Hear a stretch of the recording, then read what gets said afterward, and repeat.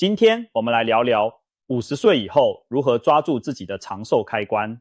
很多人认为衰老是命运，但科学发现，衰老的速度其实取决于我们有没有启动体内关键的长寿开关。意思是，身体里有几个重要器官，就像车子的引擎一样，越发动运转，反而越耐用，越长寿。如果50岁后我们能勤加使用这4个关键器官，就有望延缓老化，不让未来的自己困在轮椅上，离不开尿布。相反地，如果长期闲置它们，器官功能只会加速退化可知。这就是所谓的用进废退原则。50岁被很多医生视为身体的分水岭，器官会开始断崖式加速老化，但别以为只能束手就擒，其实我们完全可以透过主动用一用这4个部位来对抗岁月。记住一句话，别再只懂静养了，那其实是在养病。长寿的秘诀在于动起来。现在就让我们一起看看是哪4个长寿开关决定了您晚年的生活品质。首先要介绍的是腿部，也就是您的双腿肌肉。很多人不知道，腿脚其实被称作人体的第2颗心脏。为什么这么说呢？因为我们小腿、大腿的肌肉在行走时不仅带动身体移动，还像帮浦一样帮助血液向心脏回流，减轻心脏的负担。腿部肌肉占了全身肌肉将近1半的分量，是我们奔跑跳跃的引擎。然而，人过中年后，腿部力量往往大不如前。我们常看到有些60几岁的人站起来腿都发抖，走几步就气喘吁吁，这就是腿部肌肉流失、功能退化的信号。特别是大腿前侧的股四头肌，它是维系我们站立和行走的关键。随着年龄增长，如果不锻炼，股四头肌的力量会大幅减弱，膝盖也会变得不稳，走路容易东倒西歪。事实上，意外跌倒是老年人面临的最大危险之一。我国卫生部的资料显示，每年有将近4000万老年人至少发生过一次坠倒事故，其中不少甚至因此丧命。而导致老人跌倒的一大元凶就是腿部肌肉力量不足，尤其大腿没力气，支撑不住身体柱，股四头肌无力时，走路一旦踩不稳就容易摔倒。想象一下，一位80岁的老人家，如果腿脚依然强健，他可以自己散步买菜、上下楼梯。反之，腿一没力，不仅哪也去不了，还可能卧床不起，引发一连串健康问题。所以说，想让晚年不被轮椅绑住，现在就得让双腿动起来。幸运的是，哪怕过了50岁，我们依然可以透过简单的动作重新唤醒腿部这台第2心脏。您可以试试靠墙半蹲这个动作，背靠墙站好，双脚与肩同宽，脚尖朝前，然后像坐无形的椅子一样慢慢下蹲，让大腿与地面平行，膝盖不要超过脚尖，保持这个姿势30秒到1分钟。如果您第一次做就觉得大腿前侧酸得发抖，恭喜您，说明沉睡已久的股四头肌正在被唤醒。每天坚持靠墙半蹲几组，久而久之，您的腿部力量会明显提升。除了半蹲，还有一个随时可做的小动作，踮脚尖。双脚并拢站立，手扶墙保持平衡，然后脚尖用力垫高脚跟，接着放下还原。如此反复20次为一组。一开始小腿肚可能会有点酸，那是因为很久没用力的小腿肌肉在悲鸣，但正是这一点点酸痛，证明您的小腿水泵开始运转了。小腿肌肉强壮了，腿部血液回流更加顺畅，不仅能减少下肢水肿、静脉曲张，俗称蚯蚓腿的发生，心脏也会因为得到辅助而更轻松。您看，锻炼双腿不仅防跌倒，保住行动力，甚至还间接保护了心血管健康，可谓一举多得。很多退休老人担心运动多了膝盖磨损更快，其实不然，适度的腿部训练能强化肌肉来支撑关节，反而能保护膝盖减少受伤。最怕的是什么？久坐不动，腿部肌肉日渐萎缩，关节也缺乏刺激，逐渐僵硬，时间一长，想动都动不了了。总之，腿这个长寿开关一定要打开并保持运转，现在多走一步，未来就少一步遗憾。与其担心晚年要坐轮椅，不如从今天开始，每天给腿脚一点锻炼的时间，为自己的未来储蓄行走的本钱。说完腿，我们再把目光往上移，谈谈第二个长寿关键器官——大脑。脑子好比人体的中枢处理器，主宰着我们的记忆、思维和感知。您可能也发现，不用功读书时，脑子会生锈。老年人常说人老脑子笨，但事实上，大脑也是典型的用进废退器官。经常用脑的人，认知功能衰退得慢，相反，长期懒得动脑，思维迟钝、健忘等状况就会加速出现。科学家在一项发表于权威医学期刊的研究中发现，如果一个人在中年时期从事需要动脑的工作，那么到了70岁之后，发生轻度认知障碍，比如健忘、反应变慢等的概率要比普通人降低将近 74%， 而更严重的失智症发生风险也降低了约7%，说明勤动脑有助于预防老年痴呆。这是一个相当惊人的发现，脑筋动得越勤，晚年患上失智症的风险就越低。我们身边也不乏这样的例子，有些老人家到了80-90岁还思路清晰，喜欢下棋、写字、学新东西，而也有不少人刚退休没几年，闲下来没事做，却开始变得记性越来越差，甚至发展成老年痴呆。差别就在于大脑是否持续受到刺激。大脑喜欢新鲜感，长期处在一成不变的环境中，日子过得千篇一律，大脑得不到新的刺激，就真的会像生锈的机器一样运转迟缓。有研究形容，缺乏变化的生活会让脑子生锈，而丰富多样的外界刺激就像润滑油，可以为大脑注入活力。怎样给大脑提供刺激呢？说白了，就是多做一些费脑子的事情。50岁之后，尤其不能停止学习和挑战。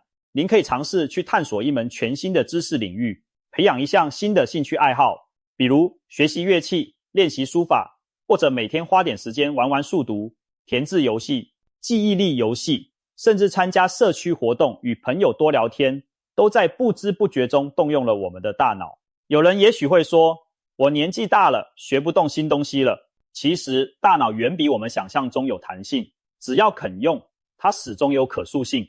哪怕60-70岁开始学习，也一样能促进脑细胞之间建立新连接，改善认知功能。反而是你什么都不做，大脑才会真的退化。医生也提醒大家，如果发现自己或者身边长辈最近总是丢三落四，说话常常词不达意，连以前拿手的家务活都变得不知所措，那就要当心，这可能是认知障碍的前兆。千万别掉以轻心，我们的大脑其实很怕闷，一旦无所事事，它就偷懒打盹，甚至逐渐关机。相反，只要经常给它一点新鲜感，让它忙碌起来，哪怕年岁增长，脑子也能保持灵活年轻。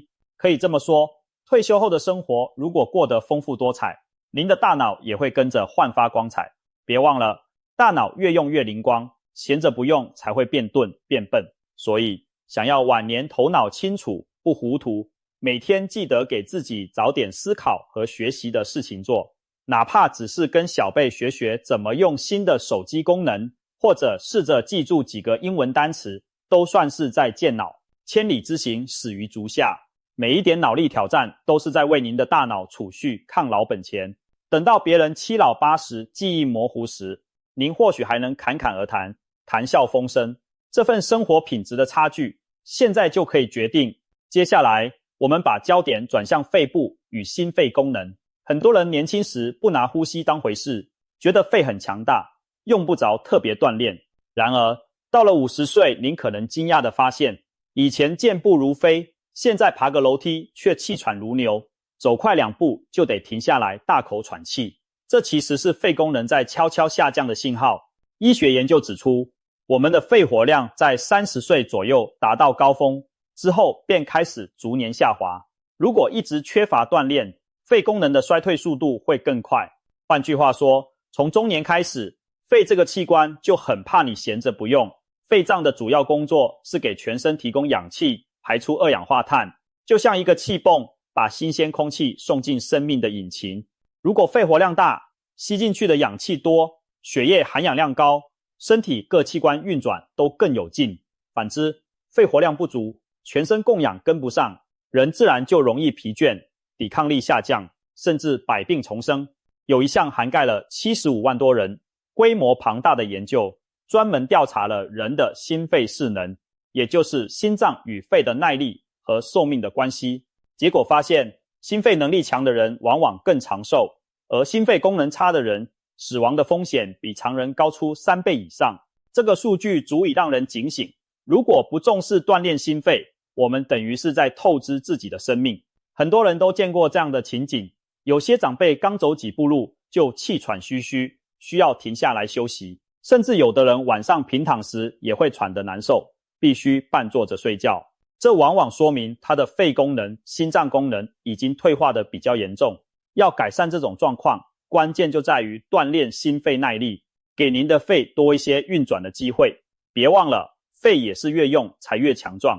那么我们该如何用肺呢？其实方式很多，首先可以从最简单的呼吸练习开始。平时有空时，不妨试试腹式呼吸，先慢慢从鼻子吸气，大概持续3秒，边吸气边想象空气一直吸到腹部，让肚子像气球一样鼓起来，然后稍微停顿一瞬，再把嘴唇嘟起，像吹口哨一样，慢慢从口中呼气。呼气时间尽量延长到5-6秒，同时有意识地收紧腹部，旁佛要用肚子的力量把气挤出去，让横膈膜上移。这种深长的呼吸方式能帮助我们更充分地换气，训练腹部和横膈膜的肌肉，提高肺的使用效率。刚开始练时，您可以一只手放在肚子上，一只手放在胸口，感受自己吸气时肚子鼓起，吐气时肚子回缩，而胸口尽量保持不动。每天花几分钟做这样的深呼吸练习，可以增强肺部的弹性和力量。当然，光是呼吸练习还不够，还需要全身性的有氧运动来强化心肺功能。专家建议，每周至少进行2到3次中等强度的有氧运动，每次持续20分钟以上。所谓中等强度，简单说就是让您微微出汗，心跳加快，但还不至于上气不接下气的程度。比如快走、慢跑、骑自行车、游泳、跳舞等都算。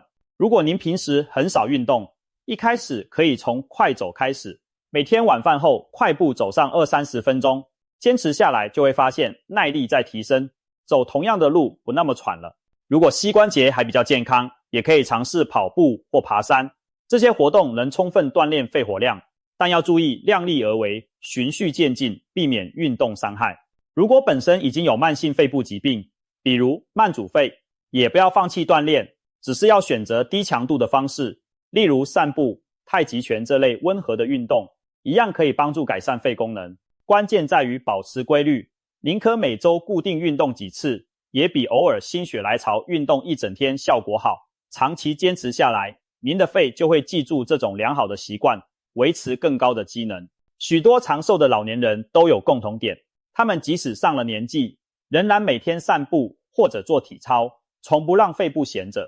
他们中的很多人80-90岁依然声如洪钟，气定神闲，走起路来不喘气，这正是常年锻炼心肺的回报。可以这么说，让您活得又长又好的，不仅有健康的心脏，还必须有一对强韧有力的肺。从现在开始，千万别吝啬深呼吸的机会，也别再给自己找借口偷懒了。每一次让自己心跳加速、呼吸加深的小小挑战，都是在帮肺打磨功力。肺活量上去了，氧气供应充足了，您的精气神也会不一样，身体其他器官也会更年轻。所以50岁之后更要记得，别只坐着数岁月，起身动一动，为自己的肺多吸几口青春的空气。最后，我们来谈谈常被忽视但与晚年幸福息息相关的部位——臀部和骨盆底肌群。这里其实包含2部分，一是臀肌，也就是屁股上的大肌肉，包括臀大肌、臀中肌、臀小肌；二是深藏在骨盆底部的骨盆底肌肉，负责控制排尿等功能。也许有人会疑惑，屁股上的肉和长寿有什么关系？别急，关系可大了。首先，臀部的肌肉是人体最有力量的肌群之一，肩负着稳定我们骨盆和脊柱的重任。臀肌强壮的人，骨盆更稳，腰椎负担小，走路和站立的姿势都更稳健，腰腿痛的风险也更低。反之，如果长期缺乏锻炼，臀部肌肉松弛无力，我们的身体会出现一个代偿现象，原本该臀肌出力的动作会转嫁到腰部或腿部其他地方去完成。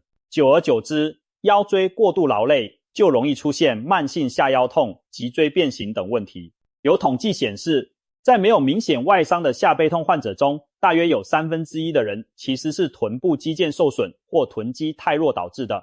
也就是说，强化臀部反而是缓解腰痛的有效办法之一。然而现在很多人习惯久坐，天天屁股粘在椅子上8小时起跳，长时间不使用，臀肌会忘记怎么发力。您也许有过这种感觉，每次久坐之后突然站起来，觉得腰酸腿沉，走几步才缓过劲。那正是因为久坐让臀部肌肉处于休眠状态，起身时他们没及时参与用力，只好让别的部位来帮忙。长此以往，臀肌越来越无力，连带着腰也越来越累。幸好我们可以通过一些针对性的动作来重新叫醒臀部肌肉，其中经典的一招就是臀桥。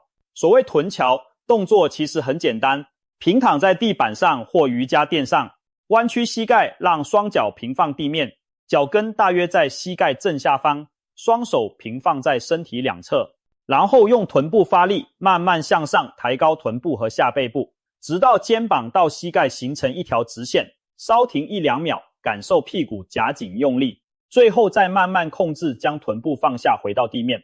这样反复进行10几次为一组。刚开始做时，如果发现自己很难把臀部抬高，或者觉得力不从心，那正说明您的臀大肌已经偷懒太久。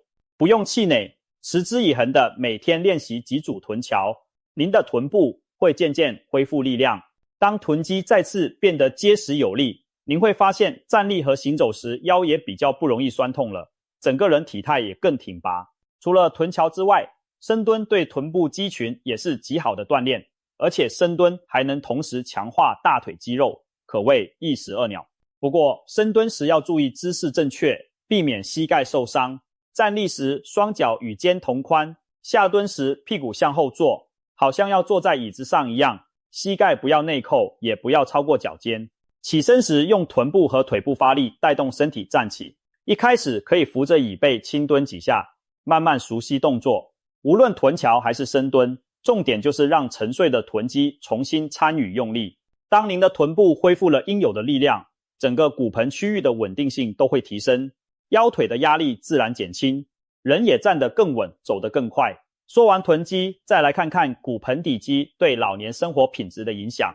所谓骨盆底肌，就是位于骨盆底部的一层肌肉吊网，它们拖住了膀胱、直肠、子宫等盆腔器官。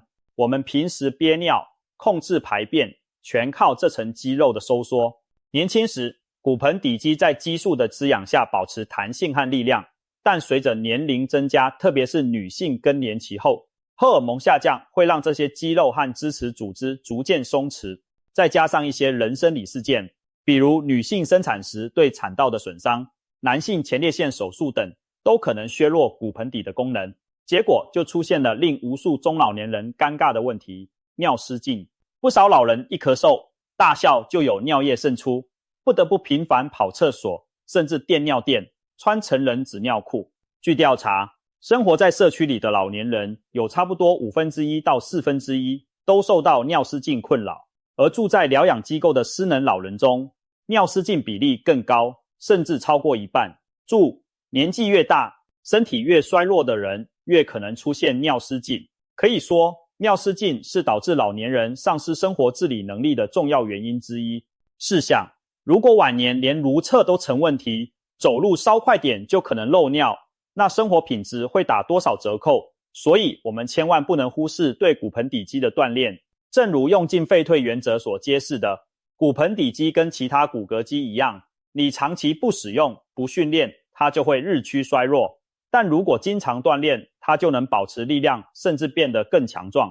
别看骨盆底的肌肉藏在里面不好观察，其实锻炼方法非常简单，而且随时随地可做，那就是凯格尔运动，俗称骨盆底肌收缩练习。如何做凯格尔运动呢？首先要找到骨盆底肌的正确发力位置。您可以在如厕小便时尝试中途憋一下，再放松继续排尿。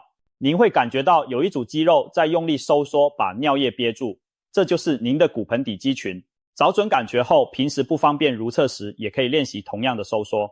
做法如下：无论是站着、坐着，甚至躺着都行，放松全身其他部位。专注用力收缩骨盆底的肌肉，就像刚才憋尿的感觉一样，收紧下体，提肛提臀，保持收缩5秒钟。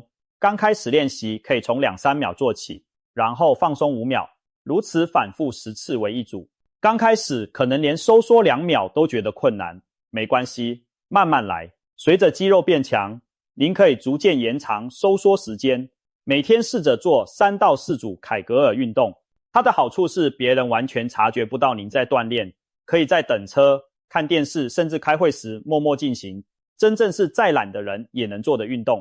坚持一段时间后，许多中老年人会明显感觉到控尿能力的改善，比如原本每晚要起夜好多次，锻炼一阵子后能安稳的一觉睡到天亮，或者咳嗽、大笑时不再有漏尿的担忧。对女性而言，骨盆底肌强健还有额外的益处，例如可以预防子宫脱垂等盆腔器官下垂的问题，甚至改善夫妻生活品质等。对男性而言，锻炼骨盆底肌则有助于改善前列腺术后的控尿，也有利于泌尿生殖健康。总之，骨盆底肌是人体容易被忽略的长寿开关，但千万别等出现了问题才追悔莫及，提前把它练强壮，我们就能大大降低晚年被尿失禁困扰的风险，把纸尿裤永远留在货架上。说到这里，我们已经将身体4大用不坏的宝贝细数了一遍，腿要勤走，脑要常用，肺要多呼，臀和盆底肌要记得锻炼。这4个部位真可谓越用越灵光，越用越长寿。最怕的反而是丢在那一动不动。也许有人会问，不停地用，器官会不会累坏啊？其实大可不必担心。人跟机器不同，机器零件用多了会磨损报废，但我们的身体是有自我修复和适应能力的。适度而经常的使用器官，反而会刺激身体不断增强它的功能。比如肌肉会越练越发达，脑子越用越灵敏。真正会坏掉的情况，往往发生在长期不用之后，器官闲置太久，功能退化，再想用时就力不从心了。所以千万别再一味贪图安逸不活动，那样只会加速老化。有人说我岁数大了，动不起来。其实越不动越动不起来，越动才能越动得了。长寿不是等出来的，而是用出来的。从现在开始，就把这4个长寿开关牢牢握在自己手中吧。不要总想着等有空了再去锻炼，因为您的身体不会等您，时间更不会等您。哪怕每天只花上10分钟，动一动腿脚，动一动脑子，深呼吸几次，做几个简单的拉伸和收缩运动，都算是在为自己的未来积蓄健康资本。坚持下去，日积月累的改变将非常惊人。想象一下未来的自己，80岁、90岁时，依然行动自如，头脑清楚，可以和老朋友在公园散步聊天，笑声洪亮不中断。到了晚上，也不用愁着起夜换尿布，依旧能安睡到天明，生活依然能自理自主。这难道不是每个人都期望的晚年图景吗？而这一切，从50岁开始就可以打下基础。现在多付出一点行动，未来就多一分健康和尊严。腿勤、脑勤、肺勤、肌肉勤，让身体每一个重要部位都参与到对抗岁月的战斗中来。我们或许无法阻止时间流逝，但我们完全可以决定以什么样的状态来迎接自己的晚年。